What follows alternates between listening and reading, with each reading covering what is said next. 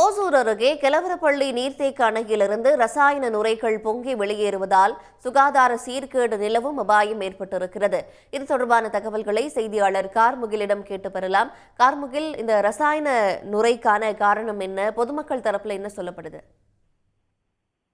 கர்நாடக மாநிலத்தில் தொடர்ந்து மழை பெய்து வருகிறது. இதன் காரணமாகவும் மற்றும் ஒசூர் மற்றும் சுற்றுப்புற பகுதியில் நேற்றிரவு கணிசமாக மழை பெய்தது. இந்த மழையின் காரணமாக தென்பெண்ணை ஆற்றில் இப்போ ஓரளவுக்கு தண்ணீர் அதிகரித்து காணப்படுகிறது. இந்த மழை காலத்தில் என்ன பண்றாங்கன்னா, அந்த பகுதியில் தென்பெண்ணை ஆற்றங்கரை உள்ள பகுதியில் உள்ள கம்பெனிகள் ரசாயன கழிவுகள் வெளியேற்றக்கூடியதாக ஒரு தகவல் வெளியாகி வருகிறது தொடர்ந்து.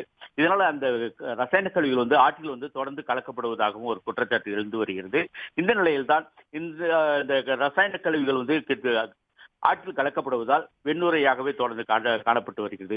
இன்று காலை நிலவரப்படி வினாடிக்கு 492 கன அடி நீர் மட்டும்தான் வந்து கொண்டிருக்கிறது. இந்த நிலையில் அந்த தண்ணீரை முழுவதுமாக அணையிலிருந்து வெளியேற்றப்படுகிறது.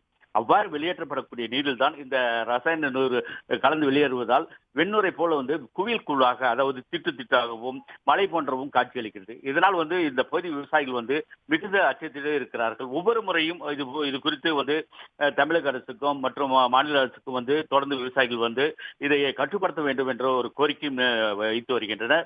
ஆனாலும் மழைக்காலங்களில் இது போன்ற ரசாயன நுரைகளால் அதிக அளவில் வெளியேறுவதால் பொதுமக்கள் மட்டுமின்றி விவசாயிகளும் பெரும் அதிர்ச்சியை ஏற்படுத்தி வருகின்றனர்.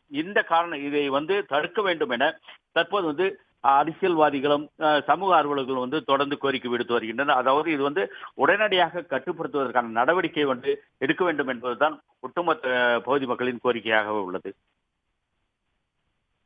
நன்றி கார்முகில், விவரங்களுக்காக. உடனுக்குடன் செய்திகளை தெரிந்து கொள்ள சன் நியூஸ் பெல் ஐகானை கிளிக் பண்ணுங்க.